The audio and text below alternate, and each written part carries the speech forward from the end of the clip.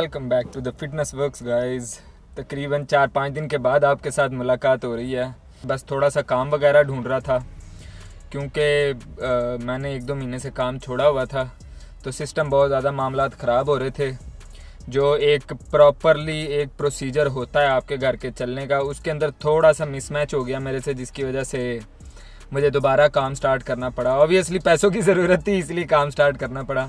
तो बहुत सारे जो है ना क्या उसको बोलते हैं, जब आप इस तरह के किसी क्राइसिस में से गुजर रहे होते हैं या किसी मामलात में से, तो बहुत सारे बड़े बड़े प्यारे चेहरे भी दिखते हैं और बड़े बड़े बदसूरत चेहरे भी दिखते हैं। सारे चेहरे बेनकाब हो जाते हैं अगर आप समझने वाले और सीखने वाले, और उन तमाम चीज़ों में से कोई ना कोई आपको बेनिफिट की चीज़ें लाजमी मिलती हैं।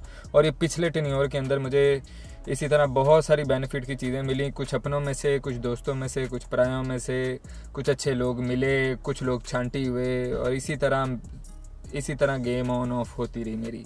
तो बहुत सारे मैंने अपनी फ्रेंड लिस्ट को डिलीट किया, बहुत सारे फेसबुक से डिलीट किए, बहुत सारे इंस्टा से डिलीट किए, बहुत सारे अपने व्हाट्सएप से मैंने डिलीट किए हैं।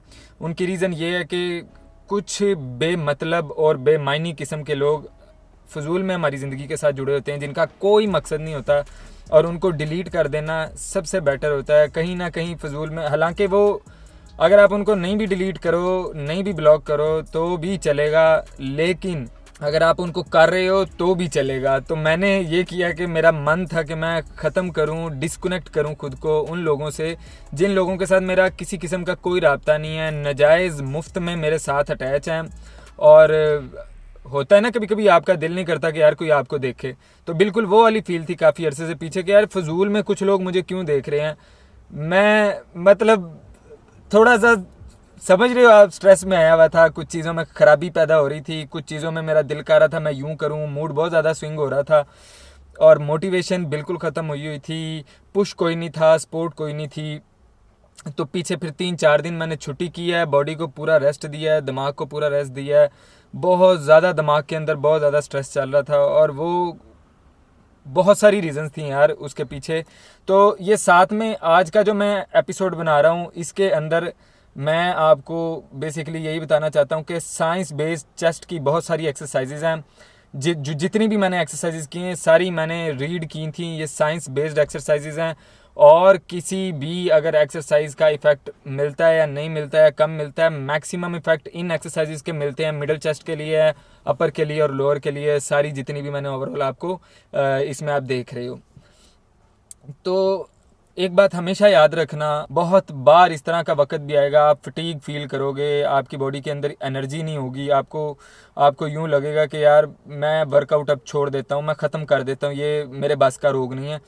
कई बार आपको ये फील आएगी और हर बार जितनी बार आपको ये फील आएगी उतनी बार आपने 1 या 2 दिन के लिए अपने आप को रेस्ट देने की कोशिश करनी है। उस रेस्ट के अंदर क्या होता है, जब आप वो रेस्ट करते हो आपका माइंड भी रिलैक्स होता है, आपको सोचने का टाइम मिलता है, आपको किस तरफ जाना है, आप किस तरफ जा रहे हो, हर चीज़ को आप दोबारा से रिफ़्रेश करते हो या रीबूट करते हो अपने दिमाग के अंदर। बहुत सारी गलत फहमियों को और बहुत सारी पॉजिटिव उम्मीदों को आगे दोबारा से आप सेट करते हो अपनी लाइफ में, और फिर आप चलना शुरू होते हो। और जिन वजह से एरर आ रहा होता है उन चीज़ों को रेक्टिफाई करने की आप कोशिश कर रहे होते हो, ठीक करने की कोशिश कर रहे होते हो कि यार मैं किस तरह से, लेकिन आपको अपने ट्रैक से बिल्कुल नहीं उतरना। आप बिल्कुल ठीक ट्रैक पे जा रहे हो, अपने ऊपर यकीन लाजमी रखना है। अगर अपने ऊपर से यकीन आपने उठाना शुरू कर दिया तो स्लोली ज़मीन आपके पाँव के नीचे से खिसकती जाएगी, आपके एम आहिस्ता आहिस्ता धुंधले होते जाएंगे,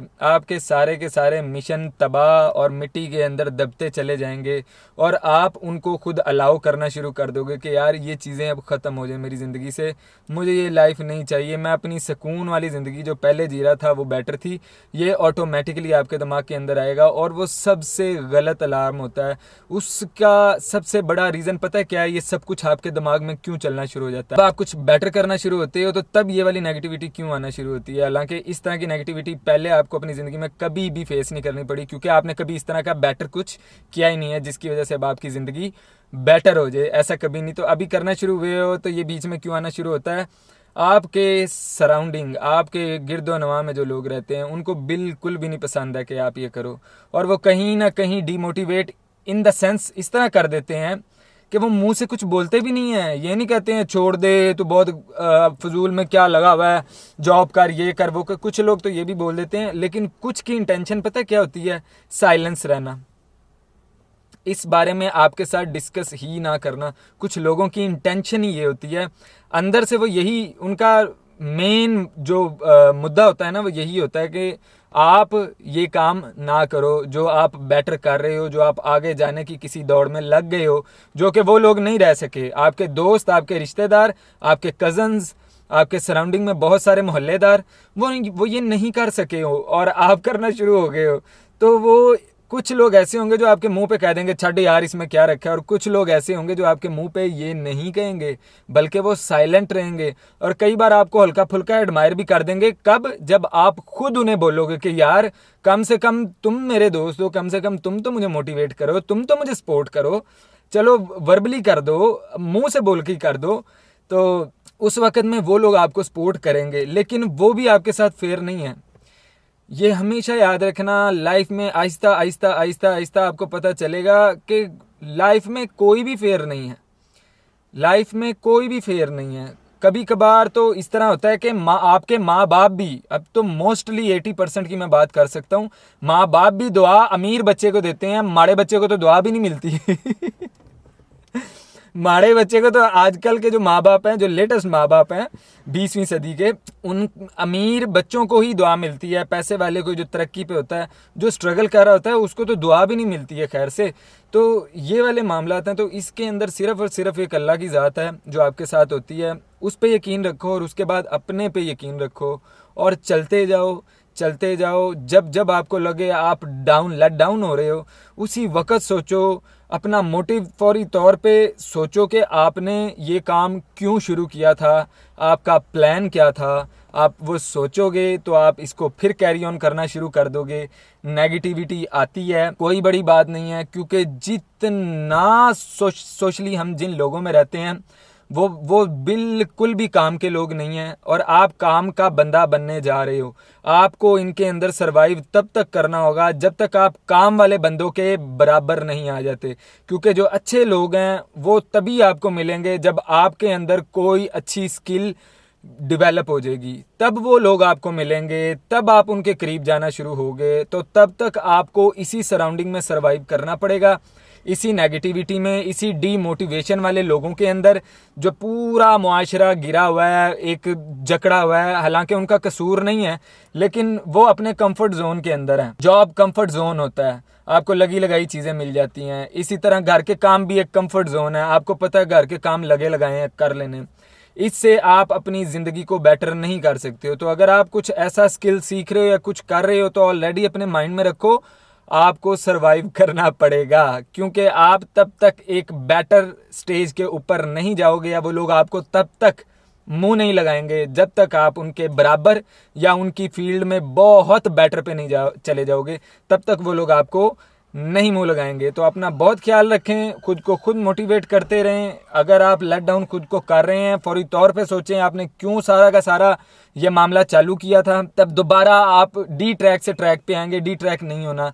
अगर बहुत ज़्यादा भी आपको आपके दिमाग पे स्ट्रेस आ रहा है, 1 दिन 2 दिन आप छुट्टी करो, सुकून करो, अच्छे से सोचो, खाओ पियो, रेस्ट करो, कोई टेंशन नहीं है, जो मर्जी खाओ, अपने आप को फ्रेश करो, फ्रेश करके रीबूट करके फिर दोबारा से आप खुद को अपने उसी टास्क के ऊपर ले जाओ जो आपका ड्रीम प्लान है, और लगे रहो, लगे रहो। Love you guys. रोज़ मिलूंगा। ये 3-4 छुट्टियां मैंने कर ली, मुझे बहुत ज़्यादा दिमागी तौर पे स्ट्रेस था टू बी ऑनेस्ट। तो बस मैं इस टाइम सिर्फ मौज मार रहा था इन दिनों के अंदर के यार मैं हर चीज़ को लात मार के साइड पे करूं और सुकून करूं, जिसमें मैंने सुकून किया। और आज से अब दोबारा वर्कआउट स्टार्ट है, प्रॉपर रूटीन स्टार्ट है। जो मुझे अभी जॉब मिली है, एक मैंने पार्ट टाइम जॉब ढूंढी है, वो भी बिल्कुल मेरी जिम के पास ही है। तो आने वाली वीडियोस के अंदर मैं दिखाऊंगा मैं कहाँ काम कर रहा हूँ और क्या सिस्टम चल रहा है। रोज़ाना मुलाकात होगी, टिप्स, मोटिवेशन, सारा कुछ साथ साथ एक दूसरे से शेयर करते रहेंगे। अल्लाह हाफिज़।